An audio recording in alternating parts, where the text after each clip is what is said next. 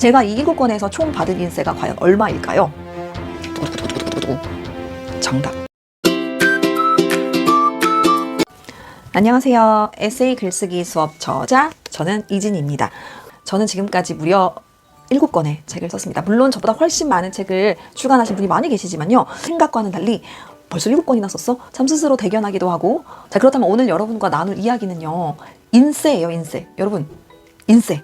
제가 과연 책을 7권 쓰면서 얼마의 인세를 챙겼을까요? 정말 우리가 흔히 말하는 꼬마 빌딩 제가 구입을 했을까요? 아니면 정말 자면서도 돈이 인세가 술술 들어와서 뭐 일하지 않아도 충분히 내가 먹고 사는데 지장이 없을 만큼의 돈을 벌고 있는지 여러분 궁금하실 거예요. 그렇죠? 어쩌면 우리 여러분들이 상상하는 액수와 아주 많이 다를 테지만 오늘 이 책 쓰기에 진짜 의미를 함께 고민해 보고 싶습니다. 저도 처음에는 막연히 인세를 기대하며 책을 썼어요. 물론 인세만으로 먹고 산다는 생각은 사실 안 했죠. 2016년인가요? 제가 이제 글을 쓰겠다, 책 쓰는 길로 가겠다라고 다짐한 게 이제 2016년이니까요. 그때만 해도 사실 뭐 인세만으로 살겠지, 살아야지라는 생각은 안 했습니다만 이럴 줄은 몰랐습니다. 그래서 제가 총 받은 인세와 그 과정에서 느낀 점을 솔직하게 나눠볼게요. 자, 그동안 제가 일단 책 쓴 7권 좀 소개해드릴게요. 짧게. 첫 번째 책입니다. 꽂히는 글쓰기의 잔기술이에요. 이 책은 제가 정말 눈물로 쓴 책이에요. 차차 이제 영상을 통해서 뭐 이야기를 드리겠지만 어쨌든 제 인생의 첫 종이책입니다. 꽂히는 글쓰기의 잔기술. 그리고 두 번째, 아무도 널 탓하지 않아. 요거는 이제 청년 분들, 20대 30대 분들을 겨냥한 에세이 책이에요. 요 책은 역시나 눈물 없이는 볼 수 없는 꼭 손수건 준비해 주시고요. 자, 아무도 널 탓하지 않아가 있고요. 그다음 세 번째는 레트로 감성이 물씬 풍기는 영심이 널 안아줄게. 저와 같은 세대이신 분들은 아마 크게 공감할, 그리고 추억 속으로 안내할 아주 귀한 책입니다. 그리고 네 번째는요, 제가 북크크라는 사이트에서 하나부터 10까지 표지 빼고 하나부터 10까지 다 만들었어요. 이것은 산문집, 힘든 일이 있었지만 힘든 일만 있었던 건 아니다, 이 책이고요. 그 다음 몇 번째요? 5번째인가요? 5번째, 지금의 저를 있게 한 책이기도 합니다. 무명 작가지만 글쓰기로 먹고 삽니다. 제목 기가 막히죠? 네, 아주 기가 막힙니다. 무명 작가지만 글쓰기로 먹고 삽니다. 실제 지금의 제 상황이에요.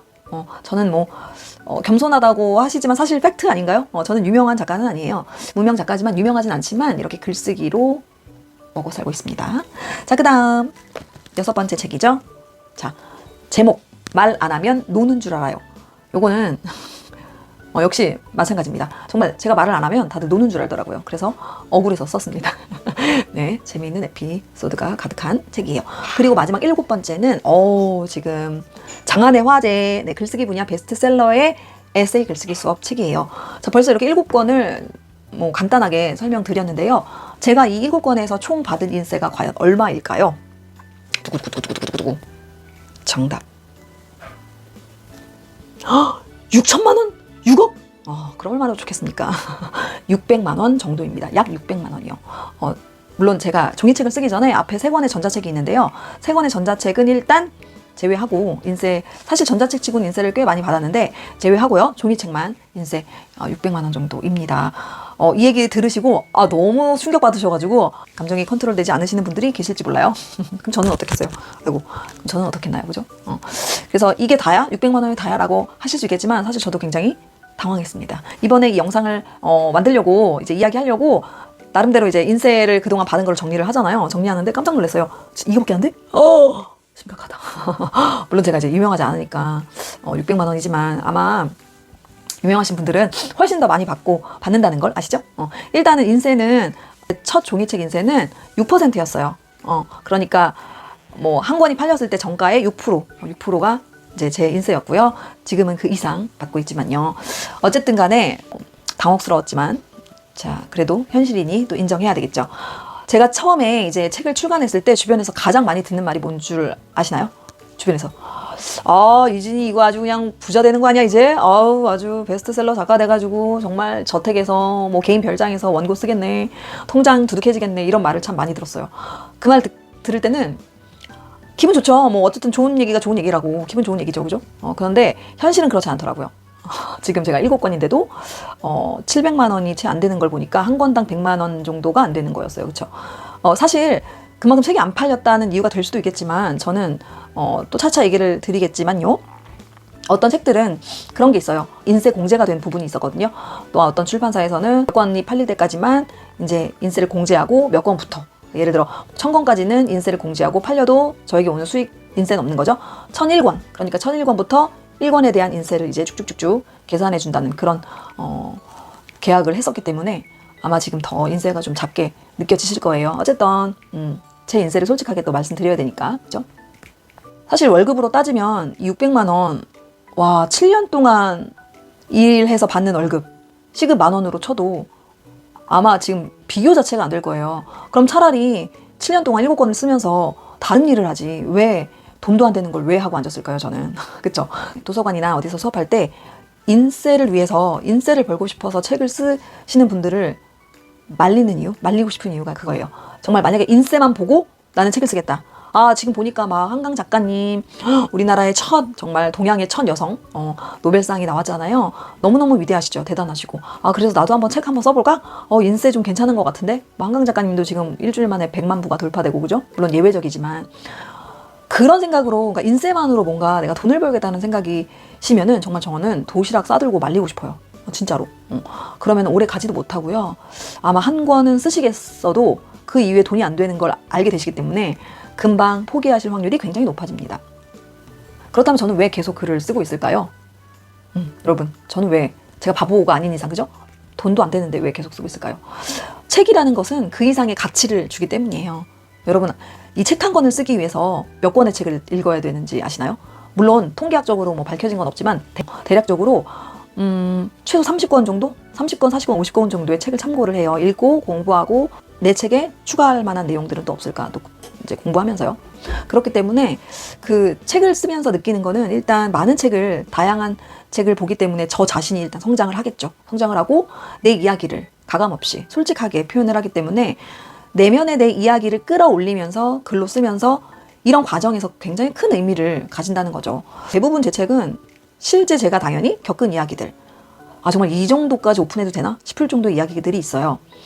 그러면은 사실 그 이야기를 쏟는 저 자체도 힘이 되는데 제 이야기를 듣고 책으로 만나신 우리 독자님들이 굉장히 큰 힘을 얻었다는 그런 후기를 받을 때, 리뷰를 볼 때 너무 감사해요. 정말 별것 아닌 내가 어쩌면 정말 대단하지 않은 인생을 산 나도, 그러니까 세상에서 말하는 성공을 이루지 못한 나도 누군가에게 영향을 줄 수 있구나, 선한 영향을 끼칠 수 있구나, 이걸 좀 알게 되면서 책 쓰기에 대한 매력을 크게 알게 됐죠. 제 책을 통해서 독자분들이 공감을 해주시고 또 어떤 분들은 힘이 났다고 말씀을 해주시면서 그 책 쓴 과정, 수많은 시간과 에너지와 돈도 많이 들어가잖아요. 책을 쓸 때는.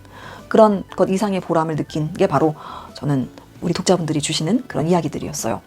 그래서 책 쓰기는 단순히 어떤 인쇄를 바라기보다는 진정한 이유를 갖고 시작을 하셨으면 좋겠습니다. 네, 저는 책을 쓸 때 처음에 물론 인쇄에 대한 기대도 없지 않아 있었지만 사실 그거는 크지 않았고요. 내 책이, 내 삶이 정말 단 한 사람에게라도 좋은 영향을 끼칠 수 있다면, 그러니까 우울해하고 있는데 혹은 정말 실패와 좌절 속에서 하루하루 힘들게 지내고 있는데 책 속에서 전하는 내 글을 보시고 나도 할 수 있겠구나, 이 사람도 이런 환경에서 이런 처지에서 이런 상황에서도 했는데 그럼 내 상황은 더 좋은 거 아니야?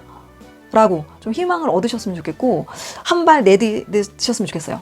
그래서 단순히 인쇄가 아니라 진정한 이유를 가지고 이제 한 권 한 권 써가게 됐어요. 그러니까 7권까지 올 수 있었겠죠.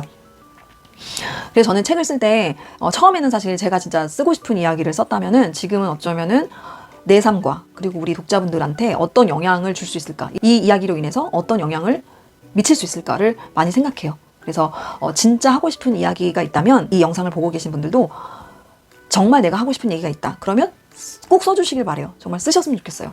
인쇄가 아니라 내 자신, 일단 나를 위해서, 그죠? 나를 위해서, 그리고 남기고 싶은 이야기들. 사실은 처음에는요, 타인 어떤 독자를 생각할 여력이 없을 수도 있어요. 그렇지만 그게 시작인 거죠. 내가 정말 하고 싶은 이야기를 던져보시고 또 피드백들이 오니까, 또 책이 나오거나 아니면 블로그로 발행했을 때, 브런치 스토리로 발행했을 때 어떤 피드백, 댓글에서 이제 피드백이 오니까 그런 것들을 좀 신경 써주시면 좋을 것 같고요. 인쇄만으로 책을 쓰기에는 길게 갈 수 없어요. 아마 오래 가기가 힘드실 거예요. 그렇죠? 책을 통해 얻는 보람은 생각보다 큰데 단순히 인쇄만을 기대하면 금방 지치거든요. 그래서 아마 출판 과정을 아시는 분들은 아실 거예요. 이 작가라는 길은 마라톤과 같아요. 그래서 짧은 이익보다는 좀 멀리 길게 보시고 글을 쓰시면 좋은 기회도 생길 수 있고 그만큼의 가치도 발견하실 수 있으니까 좋습니다. 책을 쓴다는 것은 큰 결심이 필요하긴 합니다. 하지만 누구나 할 수 있죠. 아무나 할 수는 없지만 말이죠. 그래서 인쇄를 기대하신 분들이라면 한 번쯤 고민해 보시고 내가 정말 인쇄만으로 글을 쓸 것인가 그거 한번 고민해 보시고요. 진짜 내 이야기를 전하고 싶을 때 그 열정으로 책을 쓰셨으면 좋겠습니다. 그 열정이 결국 여러분의 책을 특별하게 만들어주고 인생을 더 가치 있게 만들어주기 때문입니다. 자, 오늘 제가 간단히 제 인쇄에 대한 이야기 그리고 또 그럼에도 불구하고 제가 계속해서 책을 쓰는 이야기를 좀 해드렸어요. 앞으로 이런 이야기를 많이 좀 전해드릴까 합니다. 기대되신다면 구독과 좋아요, 알림 설정까지 부탁드립니다. 네, 오늘 이야기 들어주셔서 감사하고요. 저는 그럼 다음 영상에서 뵙도록 하겠습니다. 감사합니다.